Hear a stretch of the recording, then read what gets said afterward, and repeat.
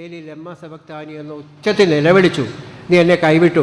ഇത് പറഞ്ഞപ്പോഴേ ഓർക്കുന്നത്, യേശു ഒരിക്കൽ പോലും യാഹോവ അല്ലെ യഹോവയുടെ പേര് ഉപയോഗിച്ചിട്ടില്ല ജീവിതത്തിൽ. യേശുവിൻ്റെ ദൈവം ഏലായിരുന്നു.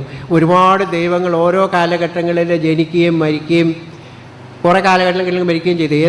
എല്ലാ ജനസമൂഹത്തിനും ഏതെങ്കിലും ഒരു ദൈവം വേണമായിരുന്നു. ഏലുണ്ടായിരുന്നു, ബാലുണ്ടായിരുന്നു, ഒത്തിരി ദൈവങ്ങളുണ്ടായിരുന്നു. ഏൽ ദൈവത്തിൻ്റെ അക്ഷര ദേവതയുടെ മകനാണ് യഹോവ എന്ന് പറയുന്ന ഏറ്റവും ക്രൂരന്മാരായ ദൈവം. അവർ ദൈവത്തിൻ്റെ ഉൽപ്പത്തിയും സൃഷ്ടിയും ഒക്കെ പറയുമ്പോഴും പഴയ നിയമം മുഴുവൻ അബ്സല്യൂട്ട്ലി നോൺസെൻസാണ്. യേശു ഒരു ദൈവം ഈ സസ്യജാലങ്ങളെ മൃഗങ്ങളെയൊക്കെ സൃഷ്ടിച്ചതിന് ശേഷം സൂര്യനെ സൃഷ്ടിക്കുന്നത്. അതുപോലെ തന്നെ യേശു ദൈവം സ്വന്തം രൂപത്തിൽ, ദൈവത്തിൻ്റെ രൂപം ഉണ്ടാവാൻ പറ്റില്ലല്ലോ, ആരും കണ്ടിട്ടുമില്ല, രൂപത്തിൽ തന്നെ പ്രതിച്ഛായത്തിൻ്റെ മനുഷ്യനെ സൃഷ്ടിച്ചു. സ്ത്രീയും പുരുഷനുമായിട്ട് സൃഷ്ടിച്ചു. സ്ത്രീയും പുരുഷനുമായിട്ട് തന്നെയാണ് സൃഷ്ടിച്ചത്. എന്നിട്ട് ലില്ലിത്ത് എന്ന് പറഞ്ഞ സ്ത്രീയും